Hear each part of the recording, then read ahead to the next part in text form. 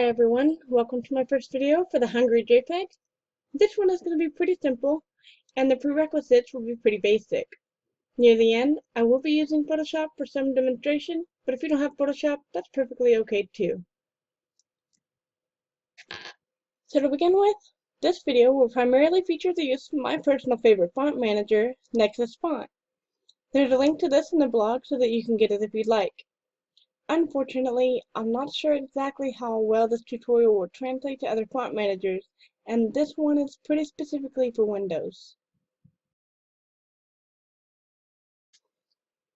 All of the resources I use in this video, with the exception of the watercolor texture I use in the Photoshop portion, are from the February bundle on the Hungry JPEG. After installing Nexus font, this is something similar to how it'll look. Though yours may start off a little more empty looking, I've been using Nexus for a good bit now, so I have mine a little bit more loaded up. Here on the left side, you have two main sections, Library and Collection. Library is where we'll be adding in the fonts, and Collection is where we'll be sorting them off to. Let's start first by adding a new folder group. You'll want to right-click in this gray area so that an options box comes up. Choose New Folder Group, and a pop-up box will come up, which is where you'll name it. I chose Unsorted because that's what goes with my own workflow. I add new font folders up here so that I can make sure that I take time to organize any that might need it. Now, you'll right-click on your new folder group and choose Add Folder. A navigation panel will come up, and you'll just navigate to whatever font folder you want to work with. In my case, I still need to organize the fonts from this month's bundle.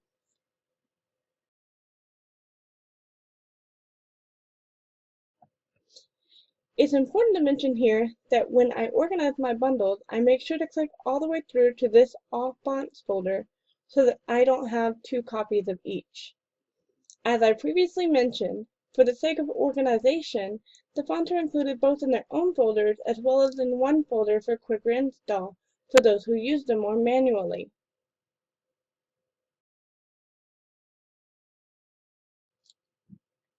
And it's also a good time to point out that for this reason, and many others, I prefer to keep Include Subfolders checked, which you can find right here under the submenu for View.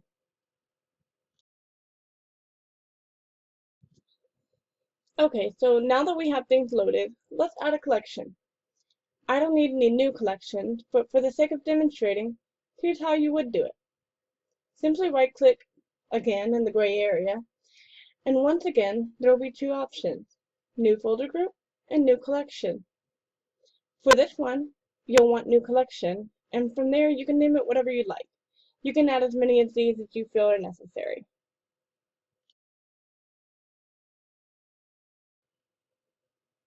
You can see my collections include cursive, serif, sans serif, handwritten, and etc. And the CU that I have on each stands for commercial use. That's because I tend to pay most attention to my commercial fonts when working. So I keep my fonts organized in a way that I know that the fonts I'm using are okay to use commercially. A lot of fonts, especially on free sites, are for personal use only. When I'm going to use something for that, I simply open the folder, knowing that the fonts are not to be used for financial gain. You can choose not to include this part, it's just a personal habit. So now that you have some collections, let's click that folder group that you loaded your fonts into earlier, and we're going to look at just how easy this is. Just click it, and all of the fonts in the folder and the subfolder since you clicked that will come up.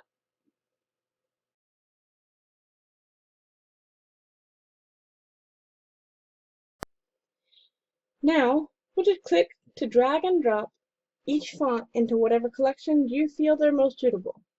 To drag and drop, you just click and hold and move your cursor into the collection that you want it in so that it's highlighted, and then you let go. You'll get a super quick message letting you know that your font has been added to that collection. And because it doesn't actually move your fonts, you can add them to as many collections as you feel it would come in handy. For this one, I'm adding it to both cursive and handwritten. Either way, now, when I click on cursive and handwritten, you'll see my font is shown in both. My collections I've been working on, so I probably have a lot more already organized than some of you might, but it's no worries, because it's so quick and easy you'll have yours sorted out in no time as well. Now we get to my very favorite part about Nexus font. Remember how I mentioned I didn't like to install all of my fonts at once? Once you have your fonts set up in Nexus, whether you select a folder group, an individual folder, or a collection in Nexus font, everything within that section is available to use without it needing to install them separately. So now all of these fonts are available to use as long as you have it open in Nexus font. And you don't have to restart whatever program you're working in to change folders.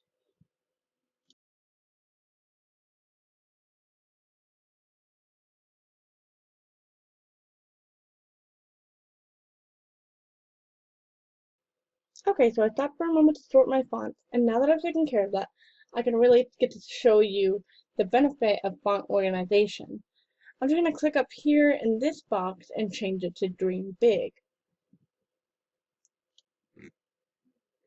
Now I'm going to click on my sans serif font and scroll to a font that I like. I think I'm going to go with Cryptio, which I already saw when I was doing the organization. Okay, so now I'm going to move over to Photoshop for this part, but it can be any program you'd like really.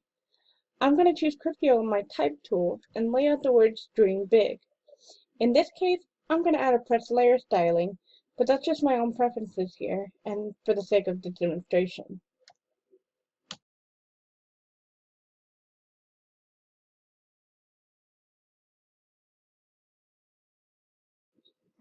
Now I'll pull Nexus back up and change it to a teal color and type out the second part of this text. I can scroll through and, seeing the other text in Photoshop, decide which I'd prefer to use.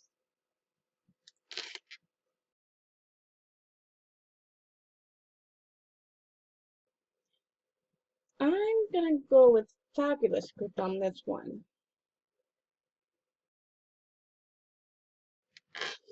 And now it's just a matter of a few finishing touches, fitting your own taste. I'm going to use a watercolor texture from Maroon Baboon that's available at the Hungry JPEG, but you can use whatever you'd like.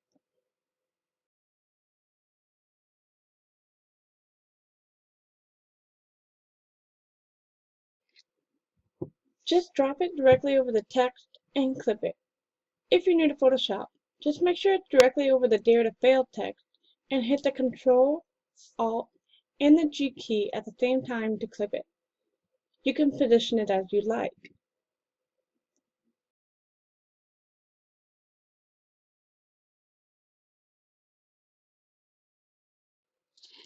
I'm going to duplicate the texture layer and clip that onto it as well.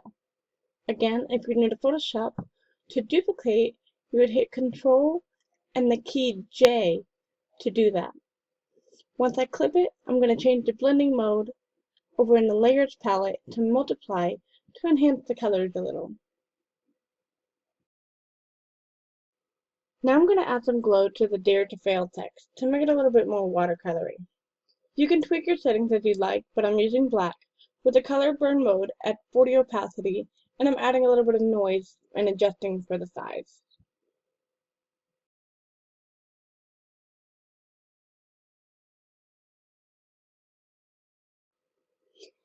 And finally, I'm just going to add in an illustration that I have from the February bundle, this gem heart.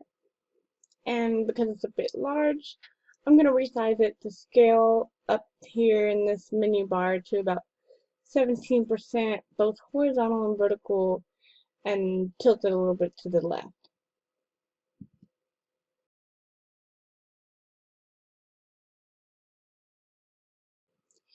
And that's it. It comes in handy for just about any project you might need to navigate your fonts quicker, which in my case tends to be about all of them. Thanks for watching, and I hope this video helped you to see the value of a well-organized fonts. Until next time.